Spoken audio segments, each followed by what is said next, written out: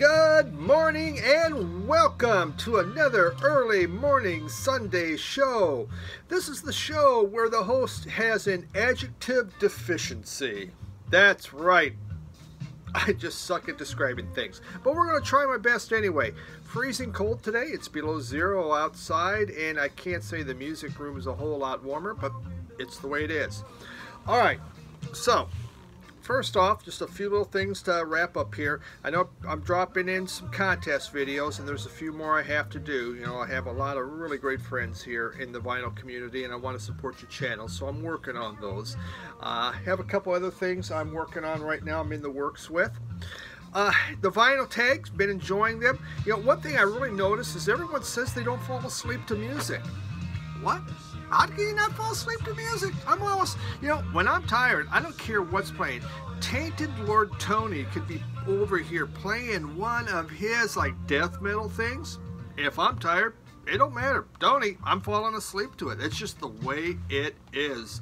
When I go to sleep, I go to sleep. You know, I gave the cat milk and I did not put any drugs in it, and I really thought that he would stay up there, and we're licking the face again. Okay, you were just down here, man. Alright, so number 2, just really quick, the third time I've shown this, last time on this album. Okay, Gris Gris, which is called Gris Gris. I get it. It is Gris Gris. It's French. Everyone's told me. I totally accept this. I was sitting at a stoplight this week, and suddenly this album came into my head. Don't ask me why, because I don't know why. But you know, if you took out the GR and you inserted a P instead, this interpretation would then become piss, piss, or pee, pee. Now, isn't that fascinating? Again, I don't know why I thought of that, but suddenly those two words become the exact same thing. Piss, piss, and pee, pee. So, beats me. Final. The great Amazon experiment. Guess what, folks? The R.L. Burnside. Here it is. It says, "Too Bad Jim," right there. This is what it says. "Too Bad Jim." This is the 4th time. Do you think they got this right? I haven't even unboxed this. When I got in Friday, I saw it. It says, no, we're going to have an unboxing to find out how Amazon did. So let's just take a look here. I'm looking for R.L. Burnside's "Too Bad Jim." The first 3 times, we've got it wrong. And this time we... What the hell is that? Carbon-based life forms derelicts.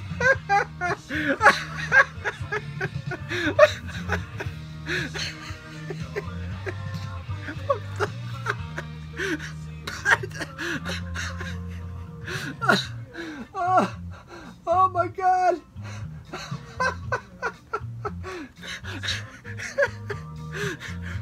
Four.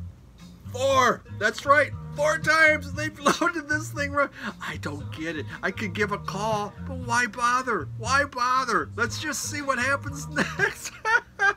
You know, maybe this is a great album. I'm going to look it up. If this thing's worth $100, I'm keeping it and just say, it's too bad for Jim. But as of right now, look at that. Carbon life forms derelicts.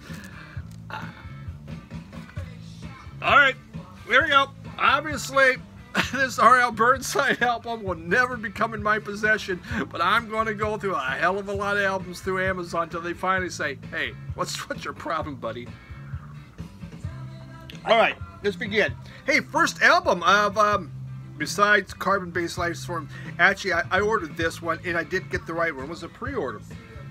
And just came in this week, and it was from the motion picture soundtrack, Mary Queen of Scots. Is that neat? Now, why?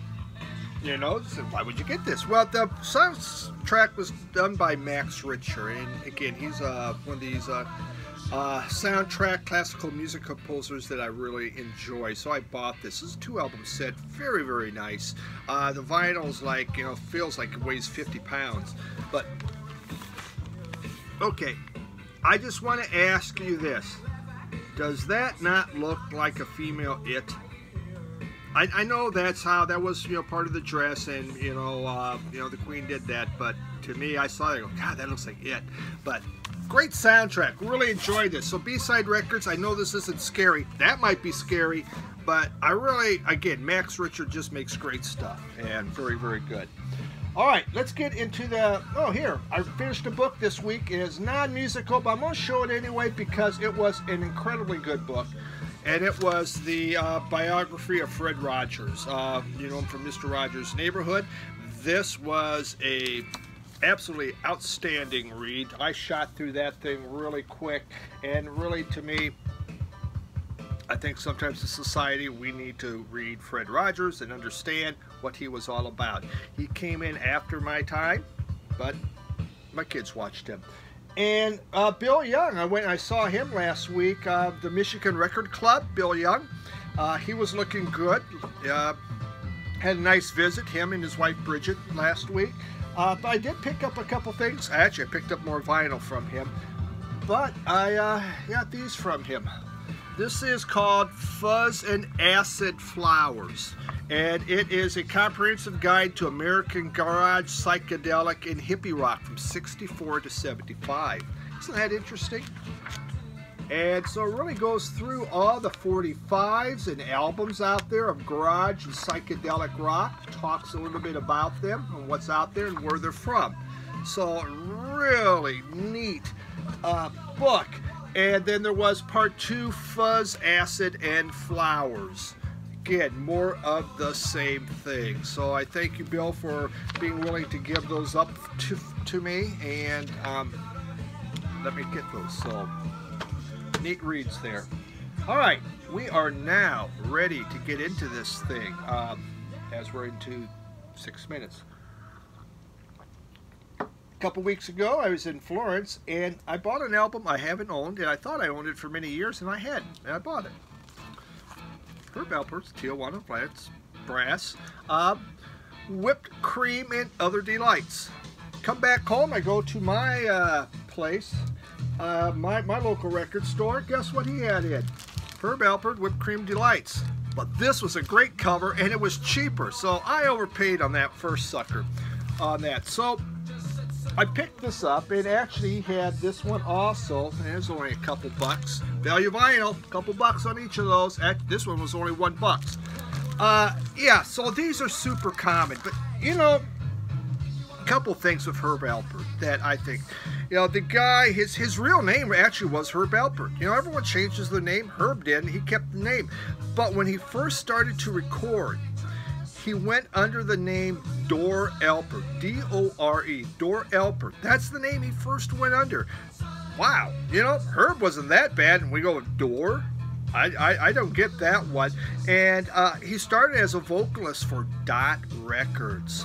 Well, in the early 60s, he went over to Tijuana, and he went to watch a bullfight, and he became intrigued with the mariachi bands and the excitement of the crowd at the bullfight, which eventually led to him starting Herb Alpert and Tijuana Brass, and they did the first album, Lonely Bull, and that came from this. But that was the sound that he wanted to have.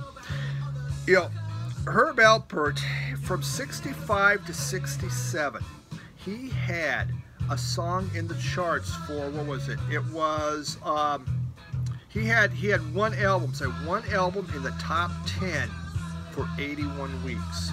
Think of that. An album in the top 10, 81 weeks straight. Really amazing feat, shall we say. In April of 66, actually, when you think about it, 1966, he sold 13 million record albums. He outsold the Beatles. And in April of that year of 66, he had 5 albums in the top 20. Actually, I'm sorry, in 66 he had 5 albums in the top 20. In April he had 4 albums in the top 10. Just amazing stuff. And for me, I grew up with Herb Alpert. He was a part of my life. You know, he was everywhere. You know, when there was a show, The Dating Game, they always played his music at the, and you know, I was very young. And so when I think of this, it brings back a lot of my really early childhood memories. In fact, there was one. It's back in 1967 when all this was really big and his music was just everywhere. And, you know, we lived in Stratford, Iowa, a little tiny town, about 400 or 500 people. And next to our parsonage in the church, there was the railroad tracks. And we lived on the railroad tracks. It was a little branch line, had, you know, two trains a day, really small. And, you know, we spent our summers out there messing around. Well, one day we decided, my older brother, he was 10, I was 8, my younger brother was 6, and a friend of ours, we decided, hey, let's just walk down to the next town. And so we did. So think about that. Our parents don't know where the hell we're. It's a small town. It's in the 60s. So it's like Stand By Me. Here we are. We're walking down the tracks. And we walked 8 miles to the next town. So every town was set up 10 to 8 miles apart because when they laid out the railroad lines, they had to have that to water all the trains. That's why they're that way. So we get to the next town 8 miles away, and we're somewhere going, gosh darn, we're tired. It was like, we know anything about a payphone. We don't have cell phones. So it's like, oh, God, we got to walk back. The switcher was in town, or actually the local train. So the local train was moving some cars around, and there was a boxcar there, and the door was open. So here we are, these 4 little kids. We all climb into the boxcar. We can see it's kind of, we figure it's pointed the right way, and it should be going down that way, and the train took us home. Now, we had never thought the fact that what happens if the train doesn't stop? That never occurred to us. Now, if the train's going to stop, of course it's going to stop. So that was my first time of being a hobo at age 8, and by God, we got home, never told our parents a damn thing. A lot of fun. All right. Wow, did I go off track? So, this thing. I picked this up when I was in Omaha. It was only $15.99. It's called Can't You Hear Me, African Nuggets. Now, this brings African music from garage rock from Nigeria, Zambia, Zimbabwe. Wow. This is probably my favorite African album I've had so far. This came out in 2016. And, you know, there's goes all over the place. There's some amazing instrumentals in this, along with the various bands. There's this one group they do, the group's called Peace. First song they called Black Power. The second song Peace does called Peaceful Man. You know, it has Witch on here, the Ngozi family, Chrissy Zebby, Blackfoot, Revolutions, IQ, Born Free, the Funkies. It's a 2-album set, and you know, it's the nuggets of African, you know, rock from the 70s. So I promised a needle drop album, and I'm going to do that before I take off this week, and I'll post that later in the week because it's worth hearing. I also picked up this one just recently. This was Zamrock, and this is a compilation. It's a 2-album set of the various groups that came out of Zambia. And I know I've talked a lot about that, a ton about that, so I'm not going to give you the history of Zamrock. You can go back to some of my other videos and see, but it came with a nice book on here. Another very powerful album, or 2-album set, going through, you know, the turbulent times. You know, as you know, the thing is, nobody had any money, so they couldn't buy records, and they didn't start making records till, I mean, Zambia, you know, got a recording studio in 1971. They began making records, but you know, the most they ever sold was, I mean, there was just nobody to buy them. Nobody had any money, and the problem is now for collectors, it's just they're so rare because the people that had them, you know, they just trashed them and all that, so they became very, very hard to find, and they still are. So I mean, they go for, you know, if these little 45s can go for thousands. There were no albums. Everything was 45s. No money. That's all you could afford. Eventually, the economy collapsed, and everyone had to go elsewhere on that. So this Zamrock compilation is amazing. But if you can find this one, I can't recommend it enough. It was eye-opening music, and just beautiful stuff. How they put together, you have that funk, that psychedelic. I mean, you hear it all. You hear Sly Stone, you hear Jimi Hendrix in there, you hear James Brown in there. You can hear those sources, which made it great. Another one I just picked up, and this is the Now Sound of Reggae. Now this one here, it's from a radio station on there. It's for radio stations. It's not for resale. And label is, there we go. What is that label? I don't know. It has a mark on it. Island. Okay, it's Island. This one just took, it just took songs from some of the major albums of Ziggy Marley. There we got, Jimmy Cliff on there. This is reggae music. Toots and the Mayhel, and just a nice compilation album, really nice. Doug from Fat City Vinyl, my reggae guru, he always said, reggae, there's two types of covers. They either have ganja on it, or they have women that are extremely sexy and look very sexual. That's how they sold the reggae, and he's pretty. He's really right. I think Bob Marley. Well, now Bob Marley usually had ganja, but nice listen. Enjoyed that. I bought a reissue of a Grail because I'm probably never going to find the Grail, so I might as well. And I've had it in CD forever, so I finally got it, and that was the 13th Floor Elevators here. They did this reissue that came out. It's a 2-album set. But nice looking stuff.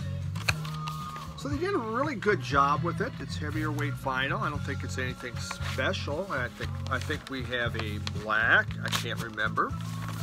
And yeah, it's black vinyl. So, Roky Erickson.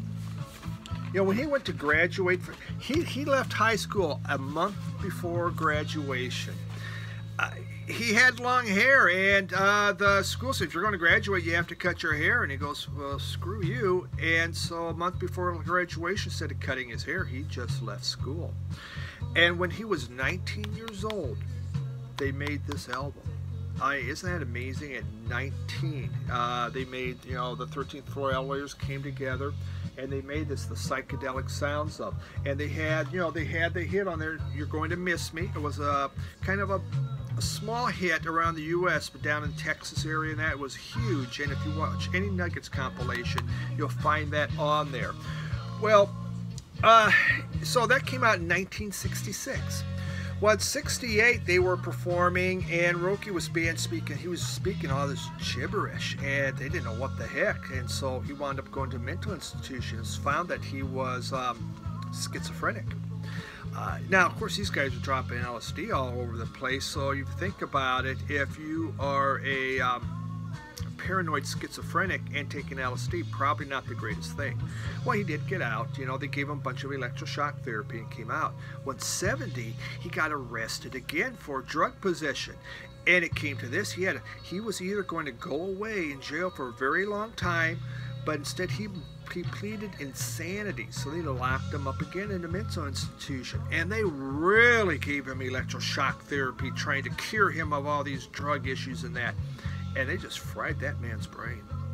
Just think about it, you just get all this electro currents going through, and they probably didn't care. This is a long-haired hippie guy. What the hell? Buzz you again. Roky's still out there making music. It's really strange stuff. I like him. I really enjoy his things. Very different. This was a neat one. Now, I have this album, but, the Sex Pistols, never mind the Bullocks, it's a first pressing. Yeah, man, it's a first pressing. What I have was an 80s repress on there. So this was nice. Really hard to do this. Look at that, the nice sleeve on that thing. Isn't that cool? And then we have our label. Yeah. This is one of my all-time favorite groups. So one album and done, baby.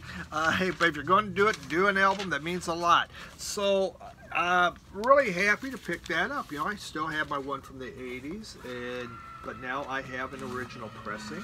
So what more can you ask for? I'm really excited about that. I picked up this one too. This is Life from Sly and the Family Stone. Epic. Sly, his name was Sylvester Stone. In the 50s, him and his three brothers and sisters, they formed a group, and it was called this. What was it called? The Stewart Four. They called them Stewart Four. They did gospel music in the 50s. Well, come the 60s, actually, Sly did a little work on his own, some solo work, and he did for a group called. He called himself Danny Stewart. how's that for exciting? Sly originally called himself Danny Stewart. Well, he became a DJ in San Francisco, and he took up the name Sly Stone. Well, you know, he was listening to all this, you know, like James Brown, but he liked the psychotic stuff also. So he put it all together and created, you know, funk music. You know, a critic once said there's two types of black music, before and after Sly Stone. I think that's a pretty good description of it. So this album came out in '68. It was sandwiched in between between Dance to the Music, which was the second one that did great, and their fourth one, which was Stand, which was outstanding. Life wasn't as good, but still Sly. So what more can you ask for? And then I got 4 albums here. Canned Heat. We have Vintage Heat. This is a repressing of a 1969 album. We have It's Hard to Show, Cat. If you're going to stand up on me, I don't know why you're standing up. Here we go. Down we go. And we have here, this is Canned Heat, One More Forever Road. This is from 1973. We have a European tour. The European tour is 1969, but this was done in 1971. And we have the best of Canned Heat. You know, Canned Heat was formed in '65, and it was done by 2 blues enthusiasts. I mean, these guys were hugely into the blues, Alan Wilson and Bob Hite. This was their passion. And the name Canned Heat, it came from, there was a blues song, and the blues song was by Tommy Johnson, and it was called the Canned Heat Blues. And that was from 1928. The song's about an alcoholic that starts drinking Sterno. It was cheaper, and Sterno, I believe, was called Canned Sterno Heat, and it was just kind of a thing that people began, if you didn't have money but you're an alcoholic, began drinking. So that's where Canned Heat came from. So the group itself, it had people, Wilson and Hite were joined. They had someone came from the Moondogs, someone came from Zappa's band, someone came a jazz musician. They all joined. They formed Canned Heat, and they actually become known as the Bad Boys of Rock because these guys, they liked their drugs, and they liked a lot of them. So they picked up this name, Bad Boys of Rock. But when you listen to their '60s stuff, I mean, these guys were disciples of the blues. They really, for God's sakes, and he just threw them his back claws into the leg. These guys were disciples of blues. Well, in 1970, actually before that, Ellen Wilson, one of the founders, he had depression, and really bad depression. It was made worse by the fact that he couldn't pick up women. I mean, he just was terrible picking up women. Everyone else is getting all these chicks. He's a rock star. He's not getting the chicks, man, and that made it worse. And in 1970, he wound up doing suicide.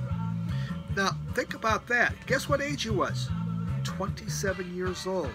In 1970. Who else? Let's see, 27. Oh, that'd be Janis Joplin. Suicide, 1970. Oh, Jimi Hendrix, 27, 1970. Part of that 27 club. I mean, that 27 club, it's out there. People are, rock guys, hey, you got to get past age 27. But Canned Heat kept going. For instance, this one's in 73 that they did. And, the thing is, they lost the blues. I mean, it's still there. You can still hear it, but it's not to what it had been. That's kind of how that one goes on there.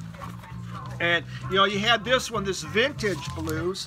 It's a limited 488 of 500. I really don't know if that means anything, Still got it. So, isn't that kind of cool vinyl? This thing is really vintage, and it takes a whole bunch of songs. It has Spoonful from Willie Dixon, Rollin' and Tumblin', Got My Mojo, Dimples. These guys did blues really, really well. It sounds, they were such disciples of it. Now, they have 2 of their own tracks that they did on here, but everything else is blues classics. So, if you like the blues and you don't have Canned Heat, the 60s stuff is really good.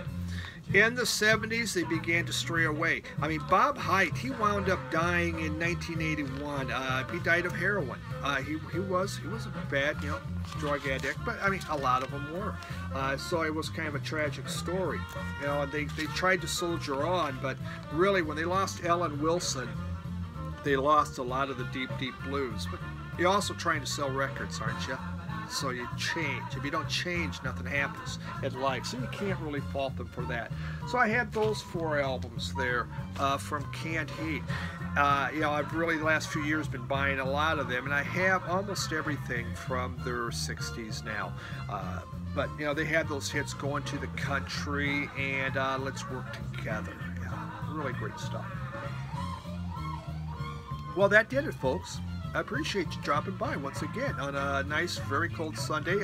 Oh, by the way, good morning. Happy Monday. Happy Monday, Dean and Ross and Uncle Rodis. Everyone else that listens to me down in the Aussie or in the Far East. It's Monday. Good morning, Monday. Should have said that at the beginning. Sorry. Sister-in-law. This is the kind of shirt your sisters-in-law give you. Isn't that something there? I just found that in my closet. Goes, well, I don't think I've ever worn that. Might as well break it in on the early morning show. So there we go. We're done. Another morning show. Got a few more contest videos. I have a needle drop. I have a special project we're working on. So some more stuff coming. By the way, see that? See that? Miles poster. I got that from a friend, Todd Hunt. He gave that, so I had that thing made into a poster. Holy crap, that costs a lot of money. Oh my God. But that thing's big ass. Wow. Took up the whole freaking wall. Awesome. Miles. Can't go wrong.